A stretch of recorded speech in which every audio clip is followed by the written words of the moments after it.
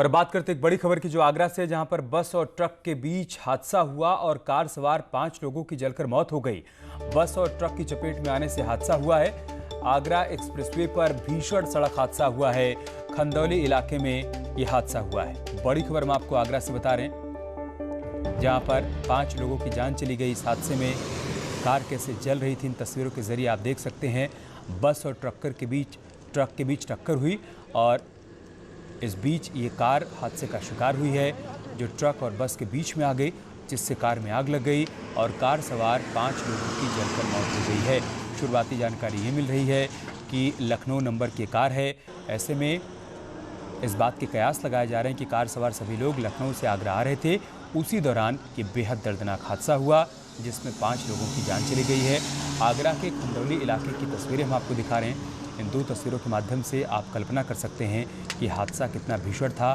Car सवार लोगों को कार से निकलने का मौका तक नहीं मिला और कार पूरी तरीके से जल गई। आगरा से हमारे सहयोगी आरिफ इस वक्त लाइव हमारे साथ जुड़ चुके हैं। आरिफ, और क्या जानकारी मिल पाई है कार सवारों के बारे में?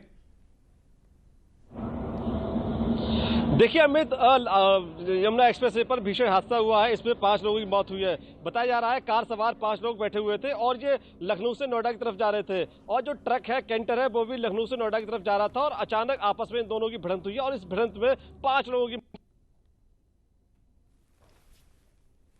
कौन है बताया जा रहा है अमित के लखनऊ से ये लोग आए थे और उन्नाव के रहने वाले हैं। ये फिलहाल जो फौरी तौर पर जानकारी मिली है कि उन्नाव के रहने वाले लोग हैं जिनकी मौत हुई है, और जो टैक्सी गाड़ी बताई जा रही है। लेकिन अभी बहुत ज्यादा पुख्ता जानकारी अमित नहीं मिल पाई है। फिलहाल पुलिस पूरे मामले की जांच पड़ताल कर रही है कि आखिरकार वो लोग कौन थे, कहां से आए थे, कहां जा रहे थे। इस तरह की बहुत ठोस जानकारी नहीं मिल पाई है। फिलहाल ये जानकारी मिल पाई है कि कार जो है लखनऊ की थी और जो मृतक है वो उन्नाव के रहने वाले हैं। उन्नाव में कहां के रहने वाले हैं, इसकी भी अभी पुलिस तफ्तीश कर रही है, जांच कर रही है। तो अभी थोड़ा सा जल्दबाजी होगा, थोड़ी देर के बाद, आधे घंटे के बाद सब कुछ पता चल जाएगा आखिर ये लोग कौन थे, जलने वाले मरने वाले कौन थे, कहां जा रहे थे। इस तरह की तमाम जो डिटेल है थोड़ी देर में मिल जाएगी। जी अमित। तकरीबन कितने बजे हादसा हुआ आरिफ? देखिए अमित, सुबह के वक्त ये हादसा हुआ था और एक्सप्रेसवे पर मैं खड़ा हुआ हूँ। कुछ तस्वीरें हम आपको दिखाने की कोशिश करेंगे। देखिए इस जगह पर ये हादसा हुआ था, जहाँ कुछ जला हुआ दिखाई दे रहा है। इसी जगह पर ट्रक और कार की भिड़ंत हुई थी, आपस में टक्कर हुई थी और 5 लोगों की जिंदा जलकर मौत हो गई। हालांकि जो कैंटर था, जो ट्रक था, उसको हटा लिया गया है, जो कार थी उसको हटा लिया गया है, लेकिन कुछ अवशेष यहाँ दिखाई दे रहे हैं। उससे अंदाजा लगा सकते हैं तमाम तरह के यहाँ हालात क्या रहे होंगे। एकदम कार धू को चल रही थी, लोग बुरी तरह चल रहे थे, लेकिन चूंकि एक्सप्रेसवे का मामला है, आसपास बहुत ज्यादा लोग नहीं रहते, तो मदद उनकी नहीं हो पाई। अगर यहाँ आसपास अगर लोग होते या सही वक्त पर उनको मदद मिल जाती तो शायद कोई उसमें बच सकता था। जी अमित। ट्रक और बस ड्राइवर के बारे में क्या जानकारी आरिफ? देखिए ट्रक और जो ट्रक के ड्राइवर है, क्लीनर है, वो तो पूरी तरह सेफ है। चूंकि कैंटर बहुत बड़ा था, सिर्फ कार में ही आग लगी थी। लेकिन सबसे बड़ी बात यह है कि कार में आग लगने के बाद कैंटर में भी थोड़ी बहुत आग लग गई थी और कैंटर में रखा हुआ सामान था वो भी थोड़ा बहुत जलकर राख हो गया था। लेकिन जो ड्राइवर है वो दोनों सब सेफ है, लेकिन जो मरे हैं सिर्फ कार वाले लोग मरे हैं। 5 लोगों की इसमें मौत हुई है। और देखिए सबसे बड़ी बात यह है कि एक्सप्रेस वे पर हादसा हुआ है। अगर वक्त रहते, सही टाइम पर अगर उनको मदद मिल जाती तो शायद 5 लोगों की जिंदगी बच सकती थी। लेकिन चूंकि एक्सप्रेस वे है, यहाँ बहुत ज्यादा रिहायशी एरिया नहीं, एकदम सुनसान है, जंगल का इलाका है, तो ये मदद मिलना थोड़ा लेट होगा, जिसकी वजह से उन लोगों की मौत होगी। ऐसा यहाँ के आसपास के लोग बता रहे हैं। पुलिसकर्मी भी यही कह रहे हैं कि अगर वक्त रहता है, अगर मदद मिल जाती है, सूचना मिल जाती है, तो शायद इस तरह की घटना नहीं होती या फिर उनकी मौत नहीं होती। जी अमित। आरिफ, जिस तरह की तस्वीरें सामने आई हैं और कार में जैसी आग लगी है, बहुत कम उम्मीद है कि शिनाख्त होने में भी बहुत दिक्कत होगी। आपकी पुलिस वालों से बातचीत हो पाई होगी, पुलिस प्रशासनिक अधिकारियों से बातचीत हो पाई होगी, क्या कह रहे हैं वो? किस आधार पर ये तय किया जा सकेगा या पहचान हो पाएगी कि इनके नाम क्या है, इनके पते क्या हैं? देखिए अमित, पुलिस के आला अधिकारियों का कहना यह है कि गाड़ी का नंबर है लखनऊ का है और लखनऊ के नंबर के आधार पर गाड़ी मालिक का पता लिया जा रहा है, उनके एड्रेस के बारे में जानकारी की जा रही है। कोई राजकुमार नाम का है, उसके नाम ये गाड़ी रजिस्टर्ड बताई जा रही है, उससे संपर्क करने की पुलिस कोशिश कर रही है। पुलिस को थोड़ी बहुत जानकारी ये भी मिली है कि जो मृतक है 5 वो उन्नाव के रहने वाले हैं। तो अभी बहुत ज्यादा डिटेल नहीं मिल पाई है, चूंकि लखनऊ पुलिस, आगरा पुलिस और लखनऊ पुलिस संपर्क कर रही है और जो नंबर है उससे एड्रेस निकालकर वहाँ पुलिस भेजी जा रही है। तो थोड़ी ही बहुत देर में, चूंकि पुलिस अधिकारी कह रहे हैं कि हमारी पुलिस संपर्क में है, थोड़ी देर के बाद पूरी डिटेल मिल जाएगी कि ये लोग कौन थे। देखिए सबसे बड़ी बात ये है कि 5 लोग मृतक कौन थे, ये बड़ा सवाल है। क्या उनमें पुरुष थे, क्या? ठीक है, 2 बड़ी बातें आपने बताई आरिफ। एक तो ये लोग उन्नाव के रहने वाले थे, लखनऊ से आए थे और गाड़ी भी लखनऊ नंबर की है, और मालिक का नाम आपने राजकुमार बताया है। आगे की जांच पड़ताल पुलिस कर रही है। आप इस खबर पर नजर बनाए रखिएगा। हम आपके पास आएंगे अपडेट के लिए। शुक्रिया आपका हमारे साथ जुड़ने के लिए और जानकारी हम तक पहुंचाने के लिए। अलीगढ़ मुस्लिम विश्वविद्यालय के 100 साल पूरे होने पर शताब्दी समारोह का आयोजन किया जा रहा है। इस कार्यक्रम में प्रधानमंत्री मोदी ऑनलाइन शामिल हो रहे हैं। 56 साल बाद ऐसा मौका आया है जब कोई प्रधानमंत्री अलीगढ़ मुस्लिम विश्वविद्यालय के किसी कार्यक्रम में शामिल हो रहा है, जबकि इससे पहले 1964 में प्रधानमंत्री रहते हुए लाल बहादुर शास्त्री एएमयू के वार्षिक समारोह में शामिल हुए थे। फिलहाल अलीगढ़ मुस्लिम विश्वविद्यालय के 100 साल पूरे होने पर जश्न के लिए जबरदस्त तैयारियां की गई हैं। 100 साल पहले 1920 में इस विश्वविद्यालय का उद्घाटन हुआ था। उसके बाद से इसका स्वर्णिम इतिहास रहा है और आज इसके इतिहास के पन्नों में एक और अध्याय जुड़ने जा रहा है, जब प्रधानमंत्री मोदी यहां पर छात्रों को और शिक्षकों को ऑनलाइन संबोधित करने वाले हैं, संदेश देने वाले हैं। और दूसरी तस्वीर आप देखिए कैसे एएमयू सज धज कर तैयार है आज के शताब्दी समारोह के लिए।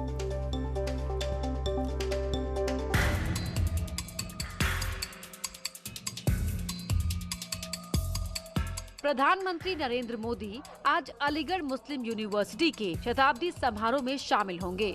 इस कार्यक्रम को पीएम मोदी वर्चुअली संबोधित करेंगे, यानी कि मोदी अलीगढ़ जाएंगे नहीं बल्कि वीडियो कॉन्फ्रेंसिंग से जुड़ेंगे। में प्रसिद्ध अलीगढ़ मुस्लिम यूनिवर्सिटी 22 तारीख को अपना शताब्दी वर्ष समारोह मनाने जा रहा है।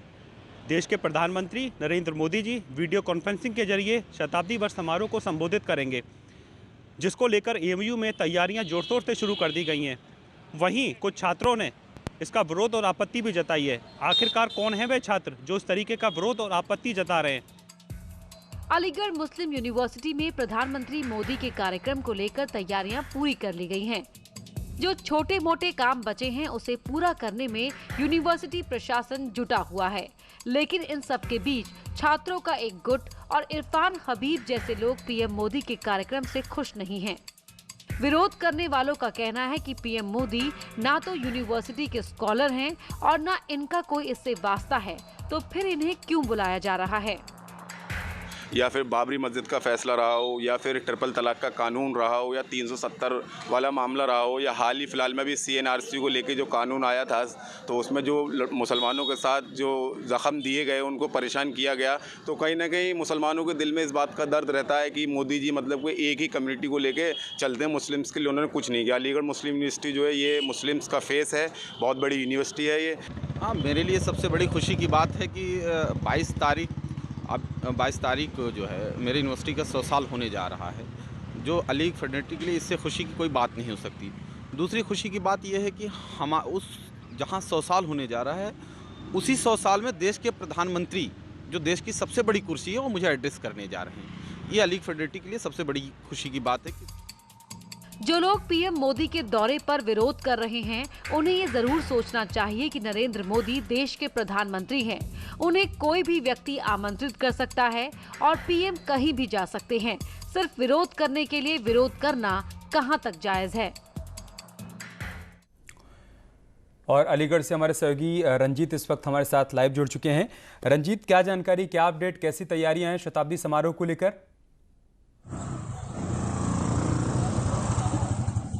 देखिए अमित, मैं आपको बता दूं, आज वो पल आ गया जब शताब्दी वर्ष समारोह के लिए एएमयू हर्ष और उल्लास के साथ प्रधानमंत्री नरेंद्र मोदी जी का इंतजार कर रहा है। और प्रधानमंत्री नरेंद्र मोदी जी यहाँ एएमयू में चीफ गेस्ट हैं। शताब्दी वर्ष समारोह के दौरान यहाँ बेसब्री से इंतजार किया जा रहा है और वो पल कुछ लम्हों में आ ही जाएगा जब देश के प्रधानमंत्री नरेंद्र मोदी जी यहाँ संबोधित करेंगे। आखिरकार 56 साल बाद देश के प्रधानमंत्री यहाँ संबोधित करेंगे। और दूसरी बात, सबसे अच्छी बात यह है, यहाँ कुछ लोग बेसब्री से इस चीज का भी इंतजार कर रहे हैं। कुछ लोगों का यह भी कहना है कि 56 इंच का सीना लेके 56 साल बाद देश के प्रधानमंत्री यहाँ संबोधित करेंगे। जी ठीक है, पवन हमारे साथ जुड़ चुके हैं। पवन, अगर आपको आवाज़ मिल पा रही है तो कुछ लोग ऐसे भी हैं जो कि प्रधानमंत्री के आज के कार्यक्रम में शामिल होने को लेकर विरोध भी कर रहे हैं, लेकिन विरोध से कहीं ज़्यादा ऐसे भी लोग हैं जो कि सपोर्ट भी कर रहे हैं। बहुत ऐतिहासिक मौका होगा जब 56 साल बाद कोई प्रधानमंत्री आज संबोधित करेगा वहाँ पर छात्रों को और शिक्षकों को।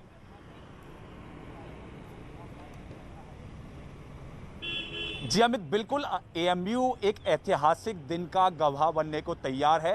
100 वर्ष अपने पूरे आज एएमयू कर रहा है और उसके उपलक्ष्य में आप देख सकते हैं मेरे पीछे जो गेट आप देख रहे हैं, ये एएमयू का सेंटेनरी गेट है। मतलब शताब्दी द्वार कह सकते हैं इस गेट को। ये एक यादगार के रूप में पूरा एक गेट बनाया गया है। ये क्योंकि आज 100 साल पूरे हो रहे हैं अलीगढ़ मुस्लिम यूनिवर्सिटी को, तो उसके उपलक्ष्य में एक बहुत बड़ा भव्य कार्यक्रम का आयोजन किया जा रहा है। देखिए अमित, वाद है, विवाद है, कोई कार्यक्रम होता है तो विवाद तमाम तरह के होते हैं, हर तरह के लोग हैं, अपनी उनकी विचारधारा है, अपनी उनकी सोच है, लेकिन उससे कहीं ज्यादा बढ़कर आज का कार्यक्रम है, क्योंकि इससे एक बड़े संदेश आज के कार्यक्रम से जाते हैं। पहला संदेश तो यह है कि जिस तरह से लगातार प्रधानमंत्री और बीजेपी के ऊपर निशाना लोग साधते रहे हैं कि बीजेपी या प्रधानमंत्री मुस्लिम लोगों से हमेशा दूरी बना के रखते हैं और तमाम तरह के विवाद उनके बीच में जोड़े जाते हैं, चाहे वो नागरिकता कानून की बात हो या ट्रिपल तलाक की बात हो, तो उनके साथ विवाद जोड़े जाते हैं। तो कहीं ना कहीं एक संदेश देने की कोशिश है कि प्रधानमंत्री पूरे देश का प्रधानमंत्री होता है, वो किसी खास वर्ग या किसी समुदाय का प्रधानमंत्री नहीं होता है, पूरे देश का प्रधानमंत्री है। उसके साथ साथ दूसरा संदेश ये है कि अलीगढ़ मुस्लिम यूनिवर्सिटी अपने आप में एक ऐतिहासिक पल की गवाह बनने जा रही है और प्रधानमंत्री के पिछले 6 साल का कार्यकाल देखें तो अपने आप में एक ऐतिहासिक कार्यकाल रहा है और ऐतिहासिक काम प्रधानमंत्री ने तमाम सारे किए हैं, चाहे वो धारा 370 हटाने को लेकर हो या ट्रिपल तलाक कानून को लेकर हो। तो प्रधानमंत्री एक ऐतिहासिक मौके पर और यहाँ ऐतिहासिक कार्यक्रम में शामिल होने जा रहे हैं। 56 साल अपने आप में एक बहुत बड़ा समय होता है। लाल बहादुर शास्त्री 1964 में पहुंचे, उसके बाद में हालांकि प्रधानमंत्री यहाँ पहुंच नहीं रहे हैं, वर्चुअली कार्यक्रम। यही मेरा सवाल भी आपसे पवन की कार्यक्रम वर्चुअली है और पीएम वर्चुअल तरीके से जुड़ रहे हैं, तो क्या इस बात को लेकर मलाल भी है क्या कि अच्छा होता है कि प्रधानमंत्री कोरोना नहीं होता और प्रधानमंत्री यहाँ पर आते और शताब्दी समारोह में शामिल होते?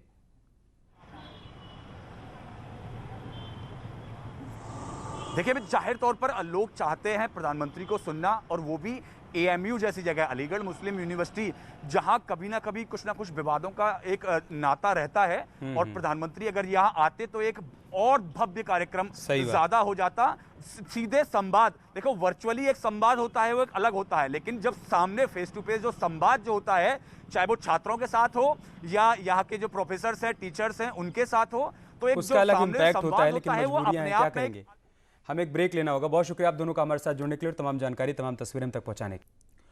प्रदेश में लगातार ठंड बढ़ती जा रही है। इस ठंड से बचने के लिए प्रदेश सरकार ने जगह जगह लोगों के रहने के लिए व्यवस्था की है ताकि प्रदेश के लोगों को ठंड से बचने में मदद मिल पाए।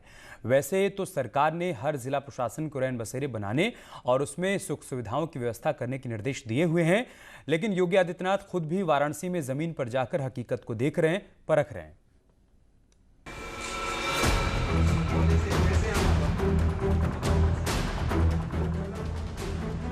पीएम मोदी के संसदीय क्षेत्र में एक बार फिर से मुख्यमंत्री योगी आदित्यनाथ सर्द रातों में बाहर निकले और रैन बसेरों का जायजा लिए। सरकार जमीन पर देखने आ गई। साहब, लोगों ने हमारे निर्देश पर जमीन पर काम किया है या फिर नहीं? तस्वीर अच्छी थी, सुविधाएं बेहतर दिखाई दे रही थीं, लेकिन लोग इन सुविधाओं पर क्या सोचते हैं, इस बात को समझने के लिए योगी आदित्यनाथ ने काशी के रैन बसेरे में शरण ले रहे लोगों से बात की।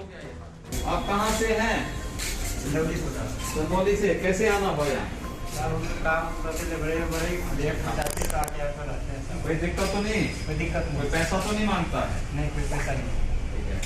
सामान चोरी तो नहीं होता है ना? नहीं साहब, अभी तक नहीं हुआ है। सुख सुविधाओं में कमी नहीं दिखाई दी क्योंकि सरकार की योजनाओं को प्रशासन ने जमीन पर उतार दिया था।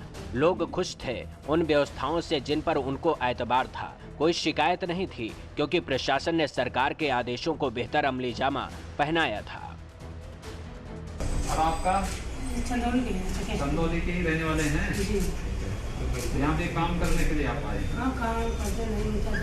फिर यहाँ काम करके फिर रुक जाते हैं? कितने दिन में घर जाते हैं?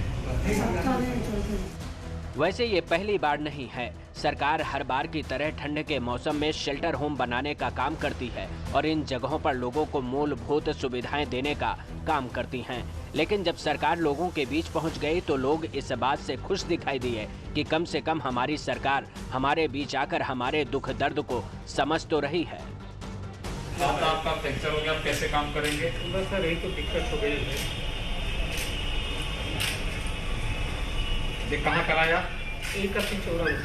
सर पैसे भी नहीं था मेरे पास, तो पहले गए तो बोले कि सरकारी खजाने में 400 रुपये जमा करना पड़ता है, तो गए इमरजेंसी में जाकर के बोले कि एक अधिकारी यहाँ पे बैठते हैं।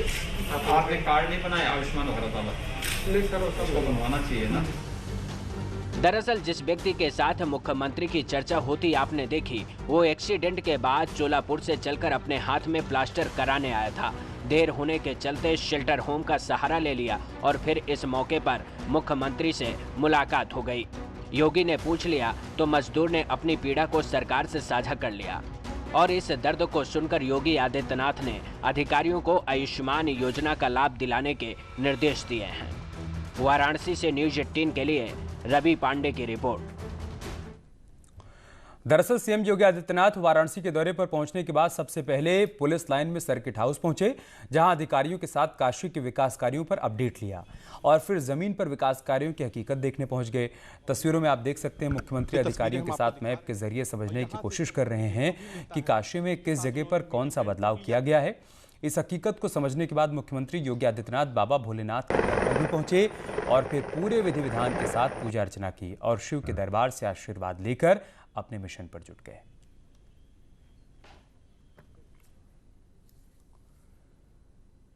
और चलिए इसके साथ इस बुलेटिन में इतना ही। खबरें जारी हैं, आप बने रहिए हमारे साथ। नमस्कार।